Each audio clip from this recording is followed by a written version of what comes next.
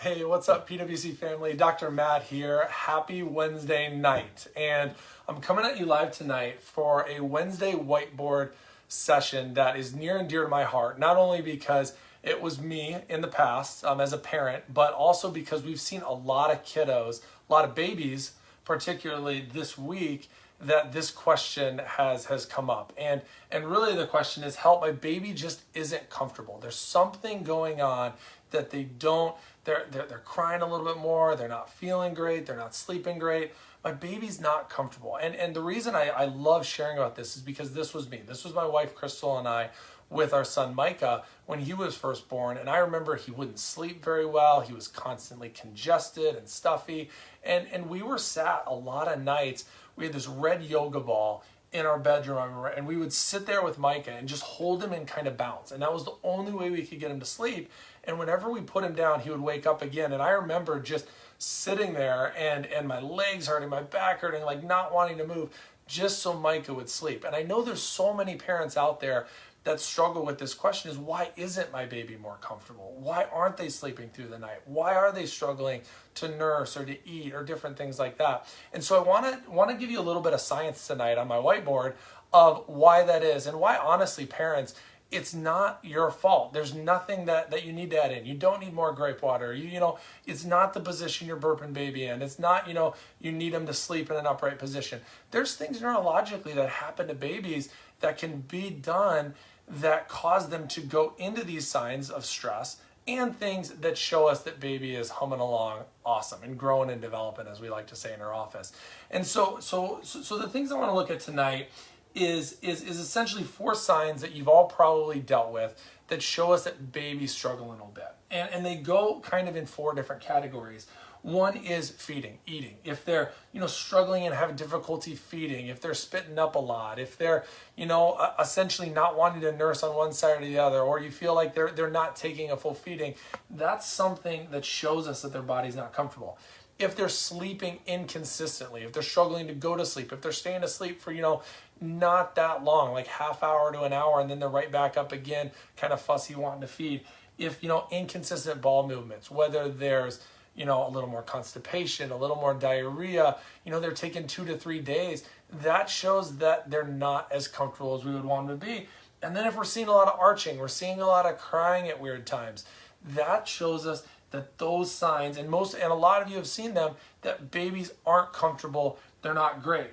And contrast that with 4 signs that we look for in our office to determine, okay, what are the things baby's giving me to tell them that they're thriving?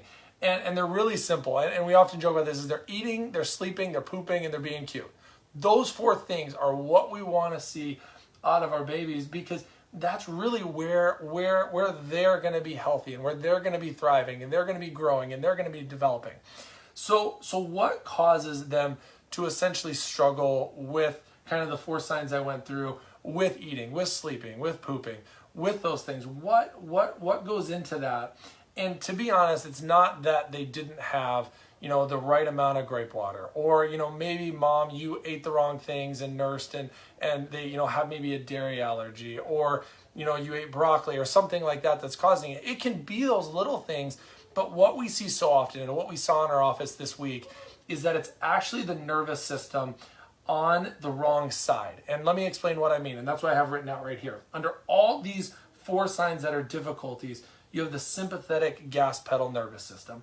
Under the eat, sleep, poop, and be cute side, you have the parasympathetic nervous system, or brake pedal. Well, in all of us, we're created to have these 2 sides, and these 2 kind of nervous system sides that work together, both the brake pedal and the gas pedal. One to go fast, one to be and handle stress, and the other one to rest, relax, recover, and heal. And babies are the same way, except babies are supposed to be supercharged on this brake pedal, because what they're supposed to do is all brake pedal functions: eating, sleeping, pooping, being cute, all brake pedal functions. When they start to struggle, their bodies get more on that sympathetic side. And to be honest, even before they're struggling, their bodies are on that side. They're struggling, or those signs are coming out, because they were on that sympathetic side in the first place. Well, what do I mean? How do we get there, right? We get to that sympathetic side, or get out of balance, because of 3 main stressors. The main one in babies is physical stress, starting either with the birth process, could be starting the environment of exposure to different things. Could even be emotional stress of moms going through, just a stressful pregnancy. I know right now going through COVID times, it's not easy. Not easy knowing what's going to happen in the hospitals and how is this all going to work out for babies. So physical, chemical, emotional stress all weigh in and shift babies to be more sympathetic in their nervous system. And that's when we see those 4 signs and babies aren't as comfortable. So what's the answer? What's the action step to this? The action step is help babies to balance their nervous system easier. Get them more tilted to that parasympathetic side because that's when they grow. That's when they develop. We say in our office, nerves that fire together wire together. And when they're doing those parasympathetic functions over and over, eating calmly, sleeping, good stretches through the night, pooping on the regular, filling up those diapers, and just being at peace, being cute, that shows us that good parasympathetic neurology is working together so that way they can grow and develop and get those good neural patterns. If they're not, that's okay, but we want to help you to get them over to that side more often. Because while these things are very common in babies, we saw it a lot this week with the little babies that came in our office. While they're very common, they're not normal. And we don't want you as a parent to feel like you're beating yourself up. What am I doing wrong? Are you like me? Are you bouncing wrong on the ball? Are you not holding baby right? Are you giving them the right amount of grape water?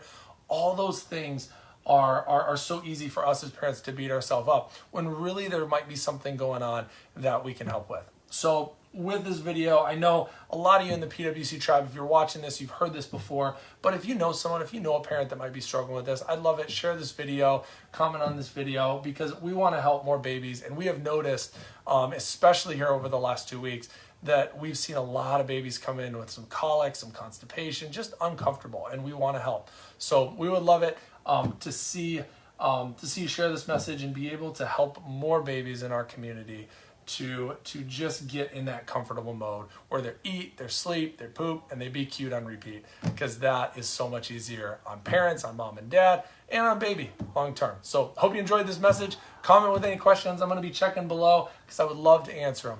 Have a good night, guys. Take care.